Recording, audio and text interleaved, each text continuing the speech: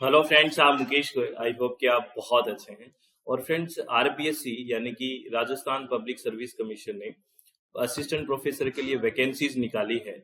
और कौन कौन से सब्जेक्ट्स में है ये हम बात करेंगे। आपको ऑफिशियल वेबसाइट पे दिख रहा है, सबसे ऊपर जो ये लिखा हुआ है असिस्टेंट प्रोफेसर कॉलेज एजुकेशन, है ना। एडवर्टाइजमेंट नंबर भी है। इस पूरी एडवर्टाइज के बारे में बात करेंगे। एज लिमिट क्या है, ठीक है, कौन कौन से सब्जेक्ट्स में वैकेंसीज आई है, टोटल नंबर ऑफ वैकेंसीज क्या है, कितनी है, और अदर स्टेट के जो स्टूडेंट्स हैं, है ना, जो इस वैकेंसी में अप्लाई कर सकते हैं कि नहीं, इन सारे क्वेश्चंस के हम आंसर करेंगे। तो बहुत आराम से सुनना है, बड़ी अच्छी इंफॉर्मेशन और बड़ा अच्छा मौका है, तो प्लीज ध्यान रखें, ठीक है। तो सबसे पहले अगर हम बात करें कि कौन कौन से सब्जेक्ट्स में बेसिकली आपको जो वैकेंसीज आई हैं वो हैं, ये 30 सब्जेक्ट्स हैं जिसमें वैकेंसीज आई हैं।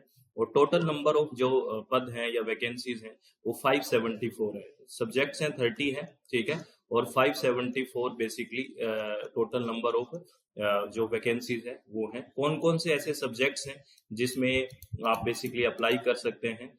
हिंदी, हिंदी में नंबर ऑफ जो पोस्ट है वो 58 है।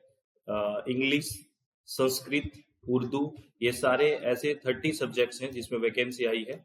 Persian, botany, chemistry, math, physics, ठीक है, ये सारे सब्जेक्ट्स आपको बता दूं। और ऑफिशियल वेबसाइट पे जाके आप ये एडवर्टाइजमेंट अपलोड भी आप डाउनलोड कर ले, ठीक है। इससे आपको पता भी लग जाएगा कि किस तरह से अप्लाई करना है। अच्छे से उस पूरी एडवर्टाइजमेंट को पढ़ना है आपको। जूलॉजी, ABST, EAFM, इनका पूरा नीचे फुल फॉर्म भी लिखा हुआ है कि ये क्या सब्जेक्ट्स हैं। Economics, statistics, business administration, geography, law और history, home science, sociology, philosophy, political science, public administration, ठीक है। उसके बाद हम बात करें तो साइकोलॉजी, और ये है एक्सपोर्ट मैनेजमेंट है, ड्राइंग एंड पेंटिंग है, टेक्सटाइल, डाइंग एंड पेंटिंग है। और उसके बाद है आपको म्यूजिक वोकल में, म्यूजिक इंस्ट्रूमेंट और डांस। ये 30 ऐसे सब्जेक्ट्स हैं जिनमें असिस्टेंट प्रोफेसर की वैकेंसीज आई हैं। अगर आप देखोगे तो ये नंबर ऑफ टोटल जो वैकेंसीज हैं ये है 574। इसमें आपको मैं एलिजिबिलिटी बता देता हूँ और एज बता देता हूँ। और फिर हाँ, दूसरा जो हम बात कर रहे थे कि अदर स्टेट के जो स्टूडेंट है राजस्थान के अलावा वो इस वैकेंसी में अप्लाई कर सकते हैं क्या। हाँ, वो अप्लाई कर सकते हैं, बट उनको किसी भी तरह का कोई रिजर्वेशन नहीं मिलेगा, उनको एज ए जनरल काउंट किया जाएगा। इस बात को ध्यान रखें। आप अगर राजस्थान के अलावा अदर किसी भी स्टेट के हैं तो भी इन वैकेंसी के लिए अप्लाई कर सकते हैं, बट आपको किसी भी तरह का कोई रिजर्वेशन नहीं होगा, आपको एज ए जनरल कैंडिडेट ही काउंट किया जाएगा। ये आपको ध्यान रखना है, ठीक है। अगर हम बात करें इसमें एलिजिबिलिटी, तो वो मास्टर डिग्री होनी चाहिए रेलिवेंट सब्जेक्ट में 55% मार्क्स के साथ, ठीक है, ये तो आपको पता ही है। और आपका अगर यूजीसी में नेट है तो वो बेसिकली सब्जेक्ट, या CSIR में, जैसे केमिस्ट्री में CSIR लेता है, तो जो भी आपका नेट कंडक्ट कराता है, अगर यूजीसी कराता है तो यूजीसी नेट आपका होना चाहिए, या CSIR कराते हैं तो CSIR का नेट क्वालिफाई होना चाहिए, या फिर आपका स्टेट एलिजिबिलिटी टेस्ट है सेट क्वालिफाई होना चाहिए, ठीक है। तो मास्टर डिग्री 55% मार्क्स, ठीक है। और दूसरा आपका नेट सेट क्वालिफाई होना चाहिए, नेट या सेट, यानी एक में कोई भी क्वालिफाई है वो चलेगा।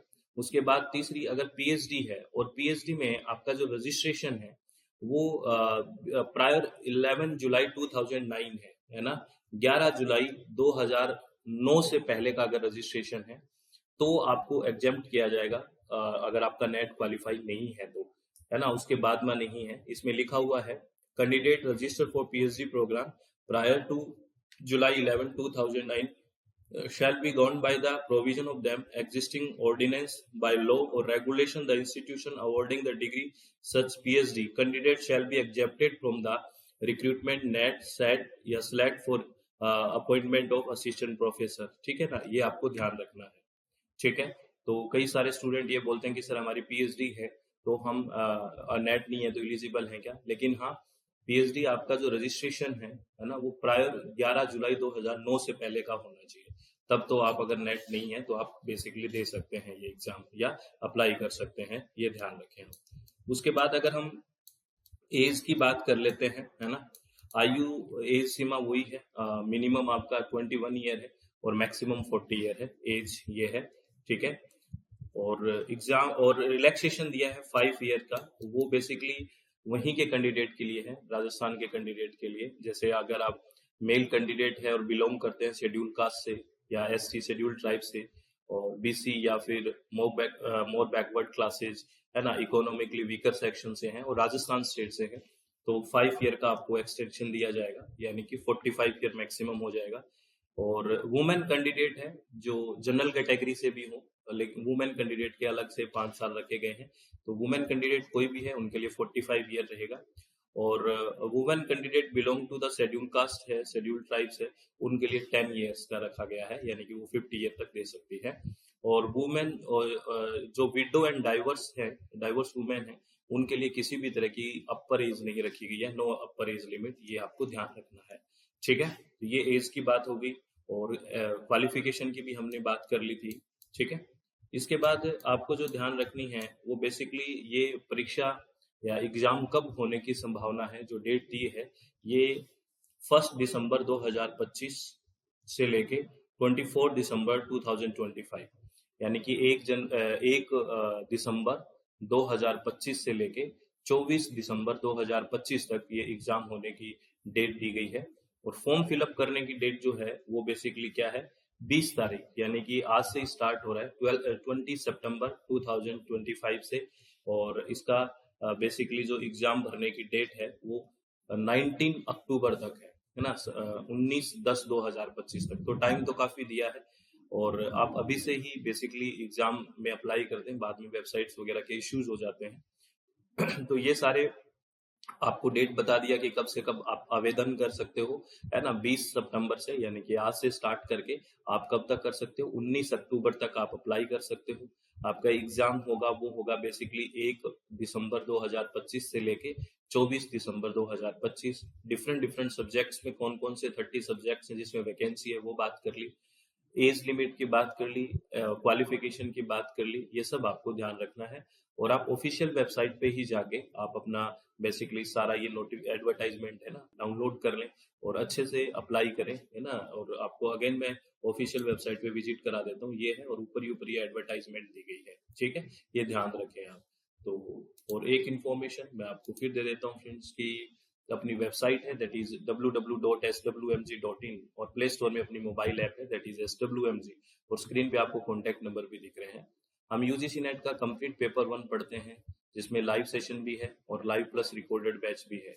और ओनली रिकॉर्डेड, अगर कोई स्टूडेंट चाहता है कि मुझे ओनली रिकॉर्डेड बैच चाहिए तो रिकॉर्डेड भी है, और लाइव के साथ यानी डेली लाइव और रिकॉर्डेड चाहिए तो वो भी बैच है, ठीक है। और पेपर 2 हम यहाँ इन्वायरमेंटल साइंस पढ़ते हैं, और पेपर 2 एजुकेशन। अलग अलग वैलिडिटी के कोर्स हैं, 4 मंथ वैलिडिटी के भी हैं, 6 मंथ भी है और 12 मंथ भी है।